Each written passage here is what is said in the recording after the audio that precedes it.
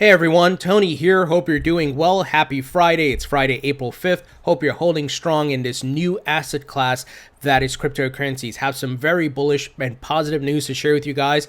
This is, of course, not financial or investment advice. If you're not subscribed, hit that subscribe button. Also, smash the like button. Let's take a look at the prices here. So yesterday, we talked about the healthy pullback, the healthy correction that we saw. Bitcoin was over 5,200, and it went down to 4,900, and we saw a pullback for the rest of the market. And that's healthy, right? It's not a big correction. It's a healthy, small correction. You can't have a continual run up without corrections along the way. That is unhealthy. That is unsustainable. But right now, Bitcoin is back over 5,000, XRP back over 36 cents, Ethereum back over 164. So a good sign from a 24-hour perspective. We are up, and like I said, healthy correction, healthy pullback here. So let's hope the momentum continues, the bullish momentum and sentiment, and we head up to 6,000, build new resistance levels, and we keep going, guys. Slow, steady growth is important. I don't want to see a parabolic run up now. I don't think now is the time, because guess what? The average Joe is not really involved right now, right? The Bitcoin, and as we saw in 2017, and crypto really was, it hit mainstream. Everyone was talking about it around Thanksgiving of 2017, and then we saw just a ton of media coverage and a ton of people talking about it and investing in it. But I wanted to grow slow and steady, and then let the institutional floodgates open, and then the mainstream comes in and we see some higher prices than we've ever seen before. Now, moving ahead here, as we saw, the run up recently, or the big black swan movement, right, where no one expected it, we saw Google searches increase around Bitcoin, and this data is, of course, can be found on Google Trends, right? So you can search for any term, and Google tells you, well, what are people searching for? Well, as you can see here, I am looking at the past 30 days for the term Bitcoin, and you can see a huge spike. It started on April 1st, and then April 2nd is when it took a really big leap, and then, of course, April 3rd. So very interesting data here. And of course, it makes sense, because the price starts going up, and then the average Joe, I remember people who haven't talked to me about crypto for over a year, right? They started messaging me like, hey, should I buy Bitcoin now? Should I buy XRP now? I'm like, and now is probably not the time to buy. You got to let it pull back a bit, right? But that is what you see. The FOMO kicks in, guys, and the data tells the story here. So this was reported here by Cointelegraph. So pretty straightforward. And this is going to happen again and again. FOMO is real, guys. And, as the prices keep going higher, watch if we cross over 10,000 again, major FOMO is going to kick in, guys. So very interesting and a good sign. Now, Cumberland, which is a crypto OTC desk over the counter, reports spike in large-scale Bitcoin trades within 1 hour. So this is interesting. Cumberland, the Chicago-based crypto trading unit of DRW Holdings, LLC, reported a sharp, sudden spike in large-scale Bitcoin transactions the evening of Monday, April 1st. The company revealed the data in a tweet on April 4th.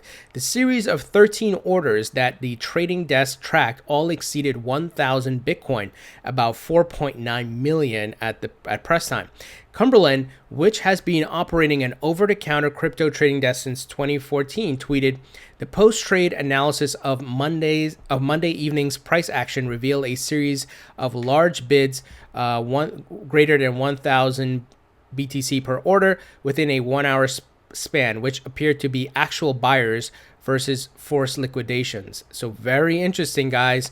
In a follow-up tweet, Cumberland's global head of trading, Bobby Cho, clarified that the data represented executed economically binding trades. In a separate tweet on Twitter earlier this week, Cumberland tweeted that Bitcoin had moved more than 10% for the first time in 8 weeks. Here's the tweet. "We are watching for $5,000 at the next even number, and $5,500 to $5,800 strong resistance points, which have previously caused several uptrend and downward trend sell-offs to and from 20,000.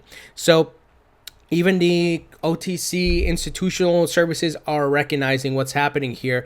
And are we in a bull market? like I said in my videos before, I don't think we're in a full-on bull market. I think a bullish sentiment is being stirred, and we're in that transition from bear to bull. So I think we're in that middle ground. There's still some this rally still has to prove itself, right? Like I said, I want to let it prove itself so we don't get dumped on next week, or there's it's a major pullback. So great sign, and these OTC desks, a lot of the big money's buying from them. It's not recorded on the exchanges. Now, imagine if the OTC trades were recorded. I think we'd already be in a bull run, but it is what it is. And but big money, smart money is accumulating this way. Now, we got a news here from Coinbase. As Bitcoin's volume surge, Coinbase is preparing its matching engine for the next super major run-up. Interesting. And you can imagine not only Coinbase, but many others are also getting ready. You can imagine Binance and all these other exchanges. They're looking to improve their technology, getting prepared, getting their servers, their website, everything ready. Because remember what happened in the last bull run. Binance, Coinbase, all of them had to shut their doors, had to stop registrations. They couldn't handle the volume. I think the prices could have gone higher if that wasn't the case. But it's not going to be the case this time around, because there's more exchanges, there's more competition, which is great. It's a great time to be in crypto. Once again, you got to look long-term, you got to look holistically, not just what the price is right now. Count yourself lucky, guys. Trading volumes across the market for digital assets experienced a renaissance this week as crypto prices soared. And at some exchanges, that resulted in an equivalent blood pressure spike for employees manning the matching engines. Here's a quote. We had conversations with the team Monday morning, Tuesday night. Boy, does this remind you of those times. Paul Bearschmidt, product manager of Coinbase Markets, told the block in an interview, referring to the parallels between the high volumes of the past week and the Bitcoin bull run-up of 2017. This time around, Bearschmidt says Coinbase trading tech is more robust than it was when he joined the firm 18 months ago at the height of the Bitcoin mania. As Bitcoin soared to $20,000 at the end of 2017, exchanges, including Coinbase, witnessed outages and shut trading due to high traffic. That's what I'm saying, guys. That's not going to happen this time around. They're prepared. They've been building all of these guys, Coinbase, Binance, and so forth. And there's many more exchanges now with fiat on-ramps and fiat pairing. It is going to be, the next bull run is going to be so huge because those roadblocks have been removed. We have the big players in, we have all these exchanges, the mass marketing is going to come. I'm excited for the next bull run. Prices are probably going to go ridiculously high. Definitely, Bitcoin's going to go over 20,000. I mean, that's a given. Bitrefill's Thor Turbo lets you get started with Bitcoin's Lightning Network faster. So as you guys know, the Lightning Network is a scaling solution for Bitcoin. Bitcoin absolutely needs it to scale and to increase its utility, because right now the utility sucks when we talk about the day-to-day usage of it, right? Because of the high fees as well as the long times to process. And when the network gets very busy, as we saw in the last bull run, transactions can take over an hour, which is ridiculous, right? So that's why it needs the Lightning Network. Other coins like Litecoin can also leverage the Lightning Network. So Bitrefill has launched a new service that seeks to simplify the process of setting up payment channels on the Lightning Network, the experimental Layer 2 initiative being built on top of Bitcoin. Demoed for the first time Friday at the Understanding Bitcoin conference in Malta, the new service dubbed Thor Turbo helps users get around a wrinkle in how Lightning works today. Currently, users need to wait an hour to initialize a Lightning channel, but with a technology that Bitrefill is calling turbo channels, they are looking to make that setup process more smooth for would-be transactors. It just goes to show as promising as the Lightning is for scaling Bitcoin, developers are still working out all the kinks. And this is what I've said before, guys. I like the idea of the Lightning Network, but there needs to be more adoption and more services adopting it. Like Jack Dorsey said Square would adopt it. Well, it'd be great if Square gets it and others. It needs to be adopted globally. It's because it's not going to work if only a few people are on the Lightning Network, right? But I think that will come. And as you can see, they're working out the kinks. They're They're looking at making it more efficient, more better. And I think this is going to be great for Bitcoin. And as you guys know, I hold Bitcoin. I diversify. I hold Bitcoin, Ethereum, XRP, Litecoin, and many other Stellar Lumens. And I believe Bitcoin will be a winner coming out the market. I believe Ethereum. I believe XRP. I think XRP is going to be the biggest winner because of the use case, because of what Ripple is doing with it. Now, some people are religious extremists for this coin and that coin. I'm not about that. I'm about what makes sense, what has potential to make me money, what has utility, which has use cases, has partnerships, and so forth. Right? Bitcoin obviously doesn't have some of those things like partnerships.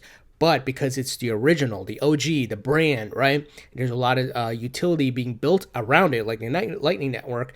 It will do well. And there's going to be many altcoins that do well also. So I'm personally diversifying. That's just me.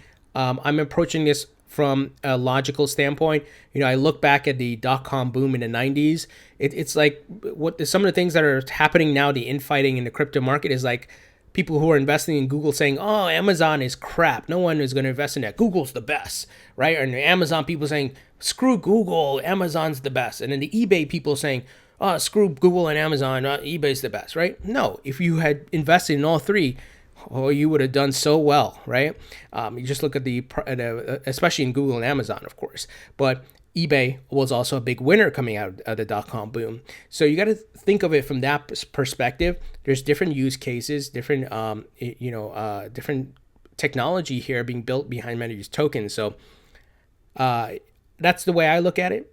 Everybody, has the right to make their own decision and have their own opinion, but I'm just looking at it from a logical standpoint here and what will make me the most money. Now, we got some news here.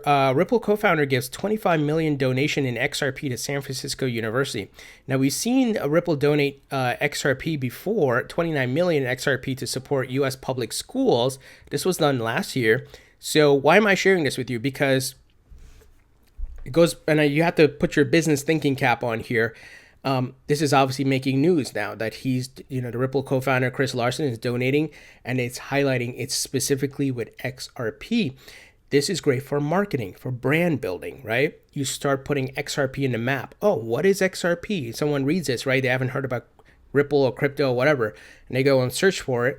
Boom, brand building, right? They understand what's happening here, can invest in it, and these things will help establish Ripple and XRP in the mainstream from a brand building standpoint, and that's great. When you understand marketing and driving demand and building a brand, for your crypto and trying to scale and grow your business. So I think this is definitely great.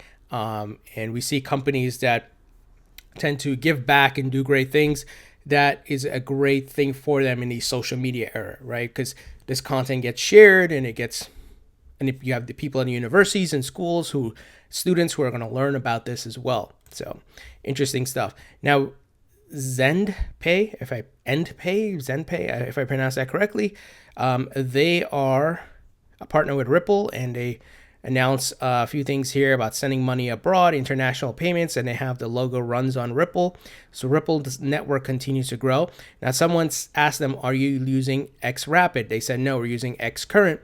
Someone asked them, will you use xRapid anytime? They said, anything's an option, Jamie. So as we've always talked about, the bigger Ripple's network, the more likely these folks are to use xRapid.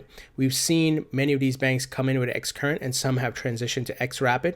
We see that with the multi-hop feature via xCurrent, you can leverage XRP, right? I think, was it Ashish Burla who did the diagram about that, where you could start the payment in xCurrent, xVia, goes through xRapid and comes out as xCurrent.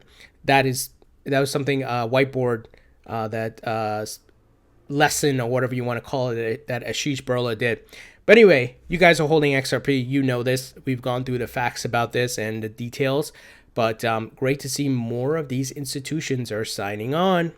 The network's getting bigger, and that's what's important here, because the Ripple can then have them transition from xCurrent to xRapid for certain corridors to show them, hey, it's cheaper to use xRapid, xCurrent is probably more efficient in certain ways, and then you have xRapid that's more efficient in other ways, right? So hope you guys understand that, and not every one of these institutions will leverage xRapid. But we have Ripple's xRapid, we have R3 Corda Settler, so you have two of these rails for XRP to run through, and they both have, Ripple and R3 both have huge partnerships with different banks and so forth. So big things happening here on XRP. But that's the news, guys. What do you guys think about this news? Leave your thoughts and comments below. Thumbs up if you like this video.